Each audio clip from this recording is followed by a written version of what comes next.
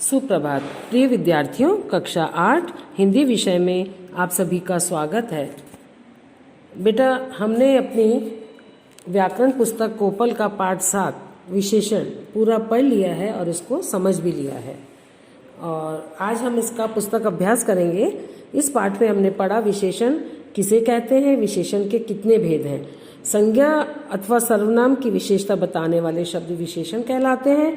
विशेषण के 4 भेद हैं, गुणवाचक विशेषण, संख्यावाचक विशेषण, परिमाणवाचक विशेषण और सार्वनामिक विशेषण। गुणवाचक विशेषण में गुण दोष आते हैं, आकार प्रकार आते हैं, रंग रूप स्पर्श स्वाद गंध देश काल स्थान दिशा अवस्था दशा आदि, है ना। और संख्यावाचक विशेषण में जो है संख्या बताई जाती है, संख्या रूपी विशेषता होती है। ये भी 2 प्रकार की होती है, निश्चित संख्यावाचक और अनिश्चित संख्यावाचक। शहर में 8000 दुकानें हैं तो निश्चित है, ये निश्चित संख्यावाचक। पेड़ पर बहुत अनार है तो बहुत आपका अनिश्चित संख्यावाचक। उसके बाद परिमाणवाचक विशेषण है तीसरा, तो इसमें भी निश्चित और अनिश्चित परिमाणवाचक है। 5 लीटर दूध लाओ तो 5 लीटर निश्चित परिमाणवाचक, कुछ मिठाई खरीद लाओ तो कुछ आपके अनिश्चित परिमाणवाचक, अनिश्चित मात्रा इसमें बताई गई है ना। सार्वनामिक विशेषण क्या होते हैं बेटा? वे सर्वनाम शब्द जो संज्ञा की ओर संकेत करते हैं, है ना, वे सार्वनामिक विशेषण कहलाते हैं। जैसे वह लड़का यह लड़की, तो वह लड़का तो आपका संज्ञा है और वह आपका सर्वनाम है, तो वह आपका सार्वनामिक विशेषण हो गया। और निश्चित सर्वनामिक विशेषण वह यह ये वे, और अनिश्चित सार्वनामिक विशेषण कोई कुछ, है ना। और प्रश्नवाचक कौन क्या किस आदि। और प्रविशेषण होते हैं जो शब्द विशेषण की विशेषता बताते हैं उनको हम प्रविशेषण कहते हैं। और विशेषण की 3 अवस्थाएं होती हैं, 3 पोजीशन होती हैं, 3 डिग्री होती हैं, मूलावस्था, उत्तरावस्था और उत्तमावस्था, माने पॉजिटिव डिग्री, कंपैरेटिव डिग्री और सुपरलेटिव डिग्री। तो विशेषण की रचना संज्ञा के द्वारा भी होती है, सर्वनाम के द्वारा भी होती है, क्रिया द्वारा, अव्यय द्वारा और उपसर्ग द्वारा। ये सारी चीजें अपन ने पढ़ ली हैं। और विशेषण की अपनी लिंग वचन संबंधी विशेषता नहीं होती। विशेषण की 3 अवस्थाएं हैं, गुणवाचक, अनिश्चित संख्यावाचक और अनिश्चित परिमाणवाचक विशेषणों में ही मिलती हैं। विशेष्य के बिना विशेषण संज्ञा का कार्य करता है। जैसे प्यासे व्यक्ति को पानी पिलाओ, इस वाक्य में प्यासा व्यक्ति की विशेषता बताने वाला विशेषण शब्द है, जबकि प्यासे को पानी पिलाओ वाक्य में प्यासे का प्रयोग संज्ञा के रूप में हुआ है।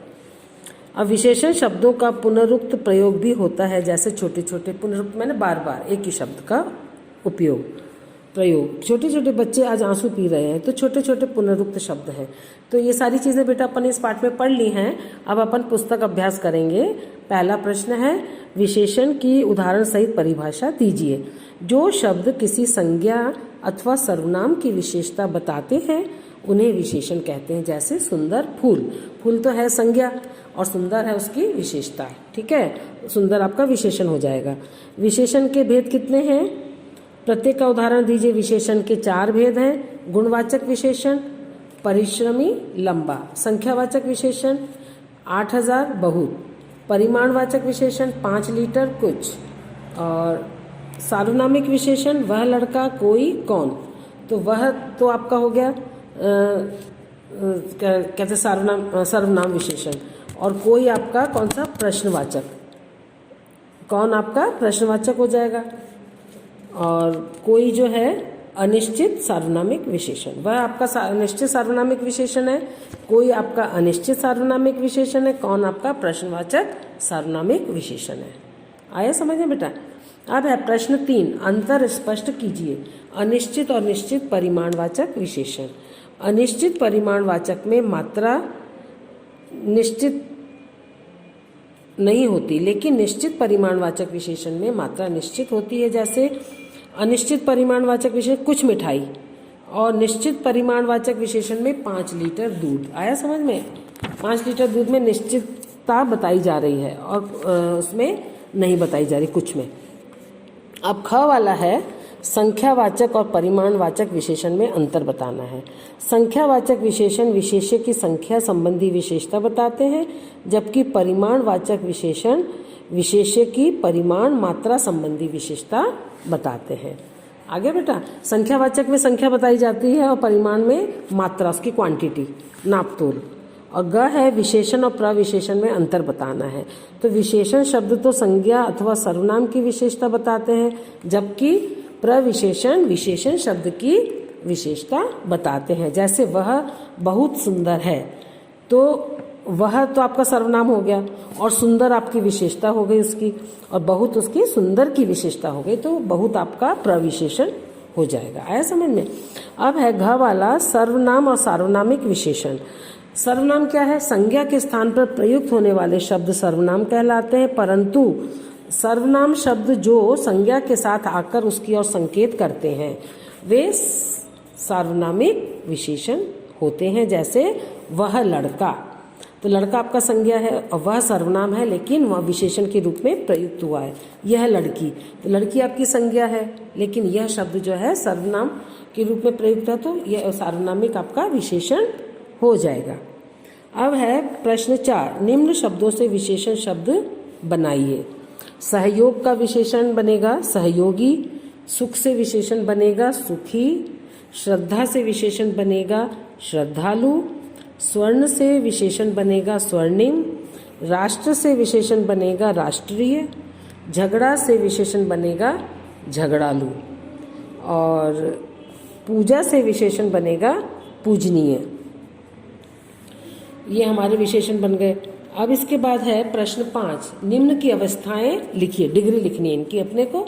अच्छा मूलावस्था है, उच्चतर उत्तरावस्था माने कंपैरेटिव डिग्री, और श्रेष्ठतम आपका सुपरलेटिव डिग्री होगी तो उत्तमावस्था। सुंदर आपकी मूल अवस्था में है और निकृष्ट भी आपका मूल अवस्था में है। और प्रश्न 6 है, सही विकल्प चुनकर उत्तर लिखिए।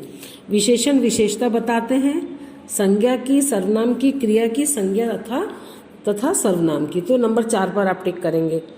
ख है विशेषण की अपनी विशेषता नहीं होती, इसका तीसरे नंबर वाला सही है, लिंग व वचन संबंधी। ग है विशेष्य के बिना विशेषण कार्य करता है, किसका? संज्ञा का, है ना। अपन ने उसमें पढ़ा था प्यासे को पानी पिलाओ, वो वाक्य पढ़ा था ना अपन ने। अब इसके बाद है घ, विशेषण की विशेषता बताते हैं। विशेषण की विशेषता कौन बताता है बेटा? प्रविशेषण। नंबर 4 पर आप टिक कर लीजिए। अंग है विशेषण के भेद हैं, कितने भेद हैं? 4।